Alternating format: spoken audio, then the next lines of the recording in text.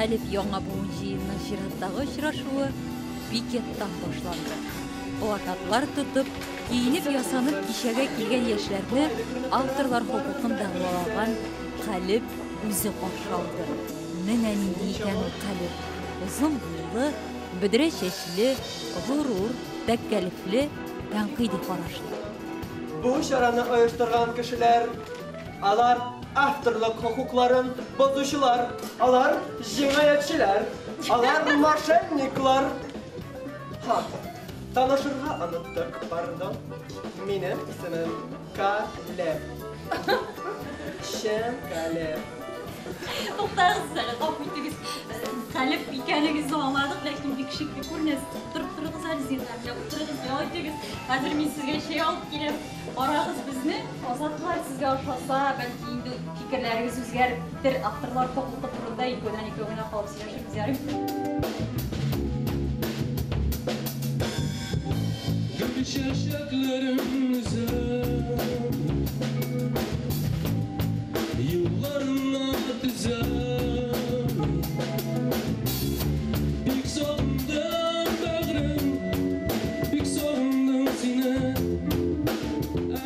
Елмаю, шаярулар белән башланган очрашу кичәнең төп геройлары Азат Sound System төркеме чыгышы белән дәвам итте. Ләкин безнең калебебез кисәтүләргә карамастан тыныч кына утыра алмады. Кич буе яшьләргә тынгылык бирмәде ул. Азатлыларга да, кунакларга да кискен көтелмәгән сорауларын юллады. Ни өчен сез төркемегезне Азат Sound System дип атыйсыз? Гади генә Азат ярамаганмы? Sound System ни өчен? Егетләр исә Халептән үткерлектә бердә калышмадылар.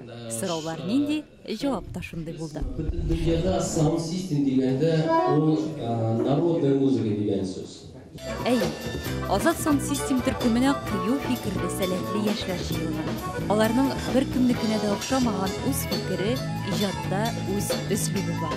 Башкарган әсәрләрендә фанк, регги, рок, джаз юнәлешләре үзенчәлекле милли чагылыш таба.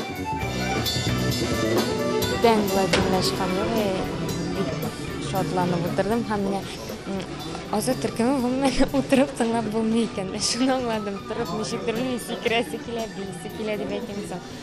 Бик көңіліміне іште нәрселер секіріп алады. Шундай жылы атмосферада кеше өте нешіктір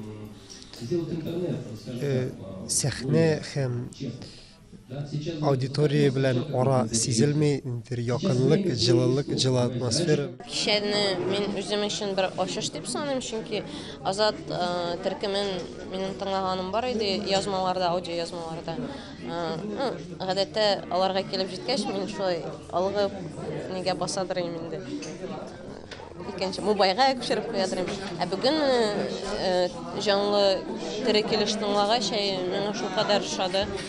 Менә аудио язма белән җанлы уйнау икесе бер һәм мин бүгеннән аларның җанатары дип әйтергә була. Бик яхшы концерт булган.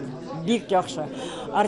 Талантливые ребята очень. Иҗатчыларны берләштерү максатын алга куйган Халеп җыенында традиция буенча шагыйрьләр дә чыгыш ясады. Сөйсезлек җибен алып уң кулыма, сул кулыма алып бер энә, колагына керттем дигәндә барып чыкмый. Күкрәгемдә йөрәк тиртене. Рүзәл Әхмәдиев белән Эльвира Хадиева чыгышы беркемне дә битараф калдырмагандыр. Эндәшмиyorlar. Көн түзем ой. Сүзләрем үземә йөземә бәрелә. Бу кичә миңа искиткечне ошады. Мин бу кичәгә гашык булдым дип әйтәсем килә, чөнки ул минем күңелемдә иң тирән кылларны тирбәтте дисәм дә була. Мондагы музыка һәм аны тыңлаганда баштагы булган хисләр, бүтән уйлар бергә кушылып, минем күңелемне ташыды дип әйтсәм була. Беренчедән эксклюзив проект Татарстанда һәм бик кирәк проект. Хәзерге яшьләргә, хәзерге халыкка җиткерер өчен шундый проект кирәк. Мин бик шат. Элек бит ул булган шундый традиция, 100 ел элек. Biz bilübüzçe, bizning büyük şagirlerimiz, kompozitorlarımız şulay jıyılıp, birge kişiler uyuşturup, mine şu tradisiyani belki kirap qaytarga kerak. Жиында birinchi topqir ham umuman bunday konsertlarda shin muzika bilan birinchi topqir shon ko'ramik menga big yoshadi ham shunday yosh talantli artistlarimiz bor ekanini bilirga kerak shin naftalar bilan ishrashirga kerak bu menimcha big durust shunday jiyın bo'ldi. Izlana яңалыкка омтыла Халип проекты. Birinchi тапкыр узган композитор Эльмир Низамов кичәсеннән әлеге очрашу мәсәлән кискен аерыла. Беренчесе академик ясылыкта улса, азатлылар белән ирекле шаян формада, формаль булмаган атмосферада үтте. Бүгенге тормыш күп кырлы, күп катламлы. Яшьләр дә чын барлык белән бер адымда булырга